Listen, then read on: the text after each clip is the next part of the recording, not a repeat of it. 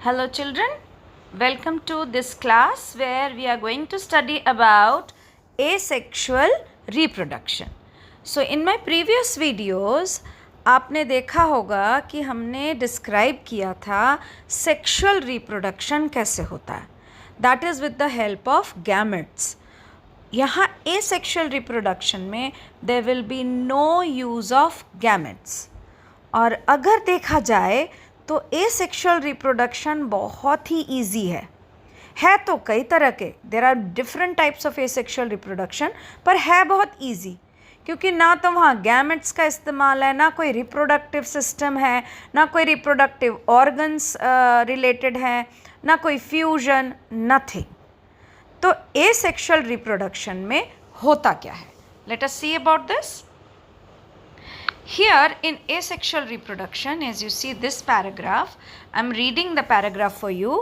Asexual reproduction is the production of new individuals from the single parent. Individuals तो बनेंगे, मतलब generation तो continue होगा, but उसके लिए gametes की ज़रूरत नहीं है, single parent ही इस काम को कर देंगे.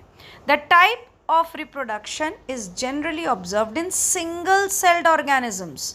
हम इस सेक्सुअल रिप्रोडक्शन की बात कब कर रहे हैं, जब हम लोअर ऑर्गेनिजम्स को, माइक्रोस्कोपिक ऑर्गेनिजम्स के बारे में बात करेंगे. Here no fusion of gamete is involved and a single parent divides into 2 or more daughter cells. मान लीजिए ये एक पेरेंट है, अभी मैं आपको पिक्चर भी दिखाऊंगी. ये एक पेरेंट है, ये पेरेंट डिवाइड होगा और 2 डिफरेंट सेल्स बन जाएंगी, because we are talking about cellular structure organisms. तो ये जो 2 अलग अलग सेल्स बन रही हैं, इनको डॉटर सेल्स बोला जाता है. The reason is why not son cells, the reason is daughters. Again life is given by females. So here to represent that life coming on, we have named it as daughter cells. The offspring produce are generally and physically identical to the parent and are known as clones. जो ये sales बनेंगे ये बिल्कुल अपने parent जैसे होंगे, because यहाँ पे ना तो क्रोमोसोम्स का फ्यूजन हो रहा है, ना चेंजेस हो रही हैं, ना जनरेशन्स का कोई इंफॉर्मेशन है फ्रॉम द प्रीवियस जनरेशन. यहाँ तो बस एक सेल है, ये टुकड़े हुए इसके और 2 नए सेल बन जाएंगे, that's it. So they resemble their own parent. जिस पेरेंट से बना है उसी पेरेंट को ये रिजेंबल करने लगते हैं. Okay, so now one type of asexual reproduction which is very easily found in hydra, and it is termed as budding. So we are going to now study about budding in hydra.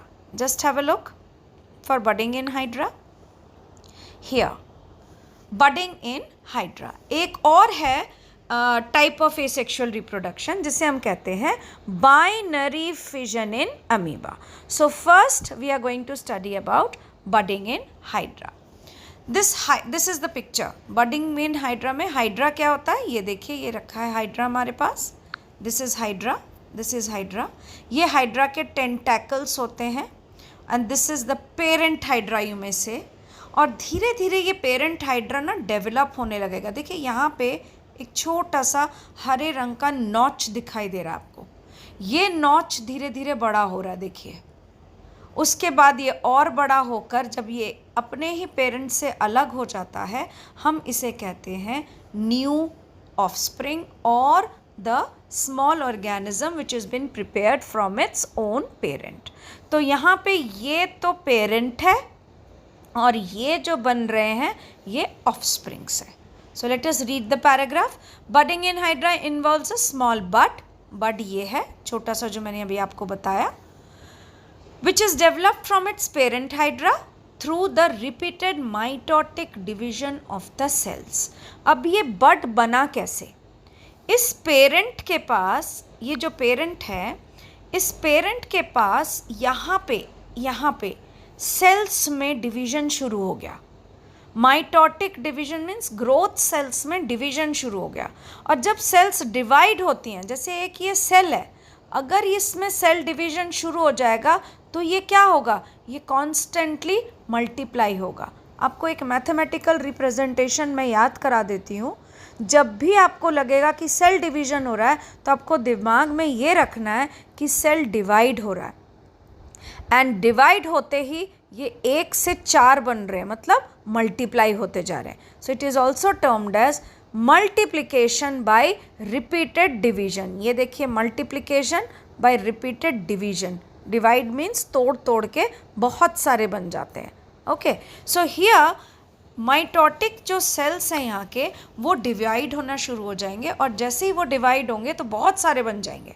जब वो बहुत सारे sales बनने लगते हैं तो यहाँ पे एक नया डेवलपमेंट शुरू होता है, जहाँ से एक छोटा सा बड निकल कर आता है, और वो छोटे बड से वो बड़ा होता है।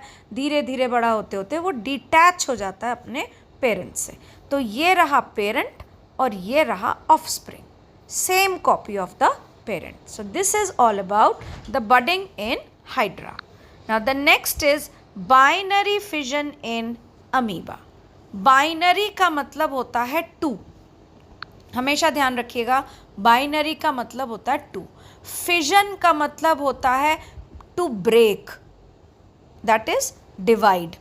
तो 2 बार डिवाइड होना है। Okay, that is termed as binary fission. An amoeba is a single celled microorganism. So an amoeba that is about to undergo division grows larger. ये रहा पेरेंट अमीबा। जब इसे बड़ा डिवाइड होना होता है तो ये बड़ा होने लगता है, and eventually it's nucleus x tends and divides into 2। ये अमीबा तो बड़ा होगा ही, साथ में इसका जो न्यूक्लियस है ये भी बड़ा होते होते धीरे धीरे 2 हिस्से में टूट जाएगा। So this is how the 2 nucleus is form. देखिए, एक न्यूक्लियस था, उससे अब 2 न्यूक्लियस बन गया। The division of the cytoplasm follows the division of nucleus. जैसे ही न्यूक्लियस 2 में डिवाइड हो जाएगा, ये देखिए साइटोप्लाज्म और 2 अमीबा बनने लग रहे हैं। Cytoplasm, the jelly like structure in the cell, वो भी अब धीरे धीरे डिवाइड होगा और एक्सपैंड होने लगेगा। Now next is after this 2 daughter amoeba cells are formed. Again I am terming daughter means new cells are formed. So this is how 2 daughter cells are formed. ये होता है बाइनरी फिजन इन अमीबा। आपको ये ध्यान रखना है कि budding में तो बड निकल रहा है छोटा सा पेरेंट प्लांट से थ्रू सेल डिवीजन और mitotic cell division. Mitotic cell division means growth of the cells, जो ग्रोइंग सेल्स होती है वो डिवाइड होने लगती है। और बाइनरी फिजन में अमीबा में न्यूक्लियस को डिवाइड होना है। जैसे ही न्यूक्लियस डिवाइड हो जाएगा 2 में, देखिए मैंने आपसे कहा था बाइनरी का मतलब 2, तो न्यूक्लियस इज डिवाइडिंग इनटू 2। ये जो न्यूक्लियस है ये 2 हिस्सों में बट गया है, तो इसको हम कहते हैं बाइनरी फिजन। बहुत सारे टुकड़े नहीं हो रहे, अगर बहुत सारे टुकड़े होते तो वो कहलाता multiple fission, but here what we are seeing, the nucleus is dividing into only 2, so we call it as binary fission. So I hope asexual reproduction is clear to all of you, and thank you and have a nice day.